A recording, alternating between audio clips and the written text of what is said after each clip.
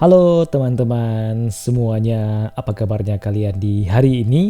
Tentunya pada kesempatan kali ini kita akan melanjutkan kembali tentang teori atau kuliah online kita masih di pengantar ekonomi, di mana pada kesempatan kali ini kita akan membahas terkait dengan prinsip ekonomi yang diambil darinya buku Gregory Mankiw, yang tentunya buku ini sangat terkenal sekali bagi ilmu pengantar ekonomi.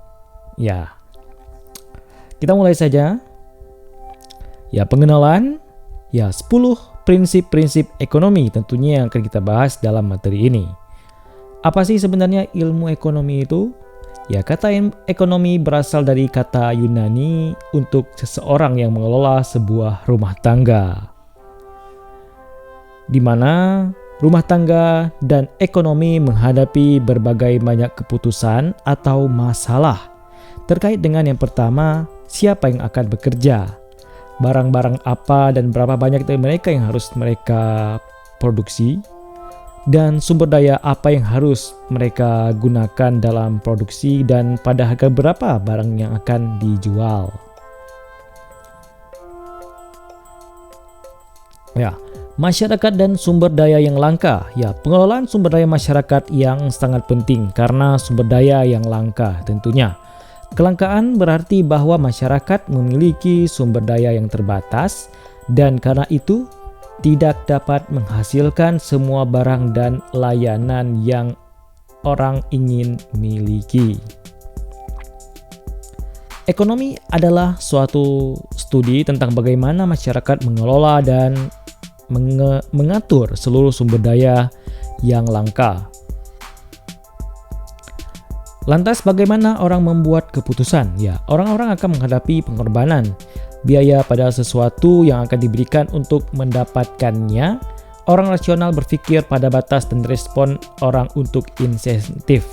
Di sini dikenal dengan adanya opportunity cost. Tentu kalian pernah mendengar apa yang namanya itu opportunity cost.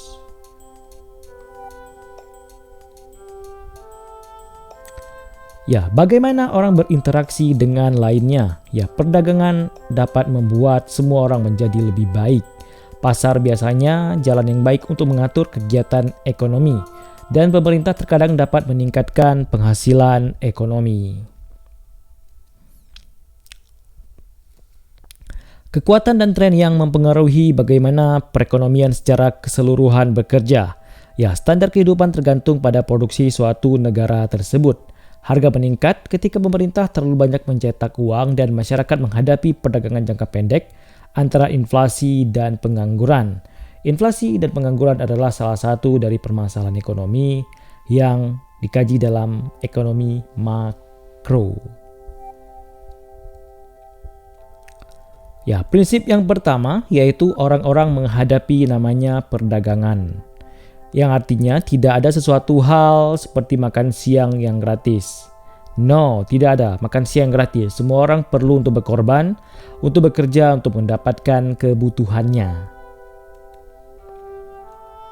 Ya, untuk mendapatkan sesuatu, kita biasanya memberikan sesuatu yang lainnya. Misalnya, guns dan butter, food dan clothing, kita memilih makanan atau memilih pakaian. Leisure time atau work, ya kita harus memiliki atau memilih beristirahat atau bekerja. Kita harus memikirkan untuk efisiensi atau equity. Ya, untuk mendapatkan sesuatu kita biasanya memberikan sesuatu yang lainnya. Ya, making decision record trading of one goal against another. Efisiensi versus ekuitas. Ya, efisiensi berarti masyarakat mendapatkan yang lebih daripada yang didapat dari sumber daya yang langka, dan ekuitas berarti manfaat dari suatu sumber daya yang didistribusikan secara adil di antara anggota masyarakat. Ya, prinsip yang kedua yaitu biaya dari sesuatu adalah apa yang kamu berikan untuk mendapatkannya. Ya, keputusan termasuk membandingkan biaya dan keuntungan pada alternatif. Apakah untuk pergi ke perguruan tinggi atau bekerja? Itu adalah suatu pilihan. Apakah untuk belajar atau pergi dalam suatu kencan? Itu adalah suatu pilihan. Dan apakah untuk pergi ke kelas atau tidur?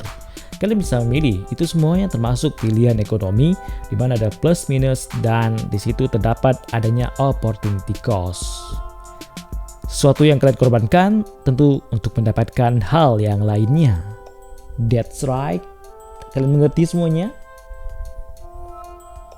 Ya, biaya kesempatan atau opportunity cost yaitu pada suatu barang adalah apa yang kamu berikan untuk mendapatkan barang tersebut.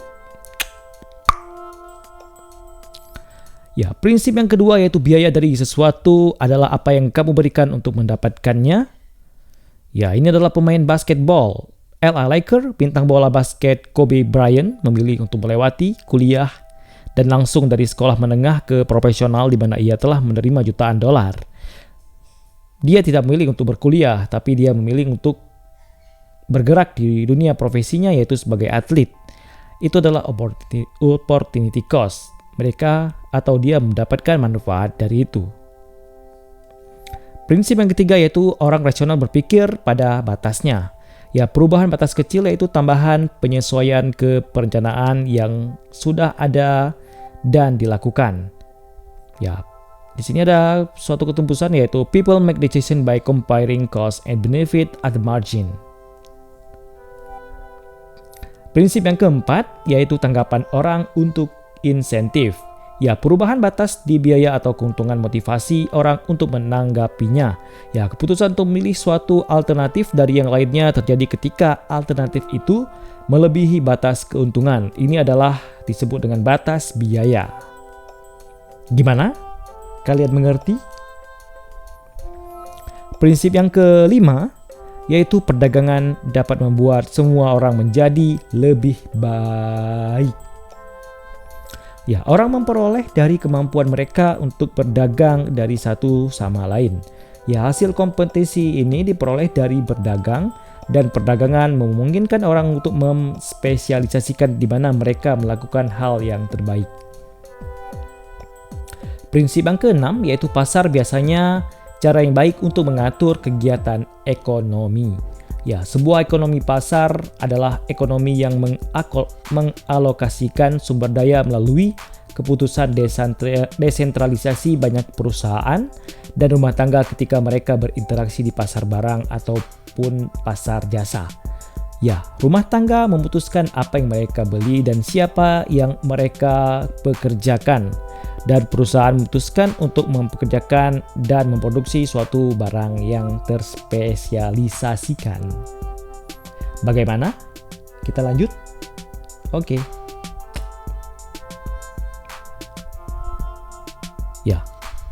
Adam Smith membuat pengamatan bahwa rumah tangga dan perusahaan berinteraksi di pasar bertindak seolah-olah dibimbing oleh tangan yang tak terlihat atau dikenal dengan invisible hand.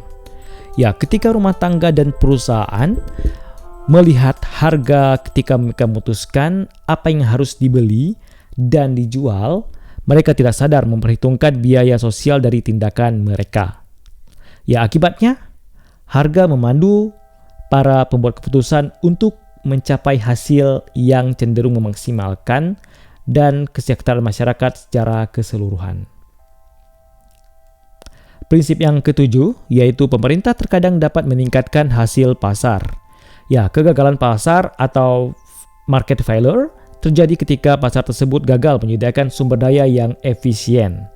Ya, ketika pasar tersebut gagal atau rusak, pemerintah dapat ikut campur tangan dengan meningkatkan efisiensi dan ekuitas. Ya. Prinsip yang kedelapan, yaitu standar hidup tergantung pada produksi suatu negara.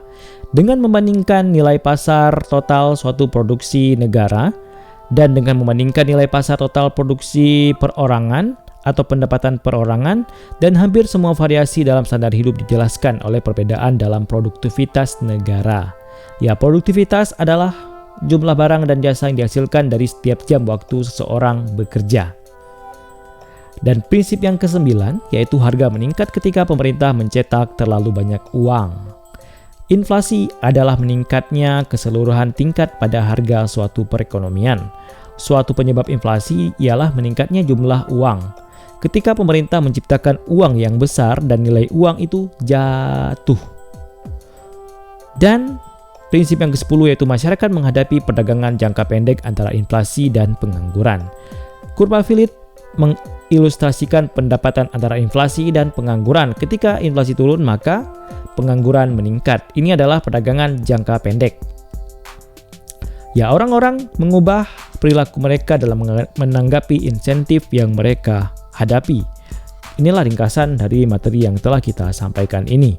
Ya, ketika orang membuat keputusan, mereka menghadapi pengorbanan antara tujuan-tujuan alternatif dan biaya setiap tindakan diukur dalam hal kesempatan terdahulu.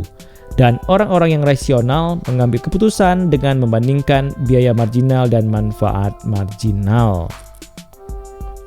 Perdagangan bisa saling menguntungkan dan pasar biasanya cara yang baik untuk mengkoordinasikan perdagangan antara orang-orang, dan pemerintah berpotensi dalam meningkatkan hasil pasar jika ada beberapa kegagalan pasar atau jika hasil pasar tidak adil.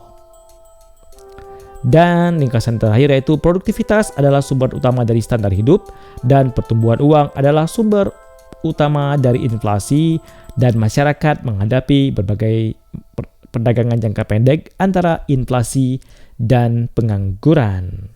Dan itulah sedikit materi terkait dengan prinsip ekonomi yang kita kutip dari buku Gregory Mankiw, yang tentunya ini adalah buku yang sangat terkenal dari kalangan ekonom, di mana buku ini sering digunakan di seluruh universitas tinggi yang ada di seluruh dunia. Semoga informasi yang kita berikan ini bermanfaat, baik bagi kalian yang tengah mengikuti pembelajaran jarak jauh, e-learning, atau lain sebagainya. Dan sampai jumpa di materi-materi ekonomi berikutnya.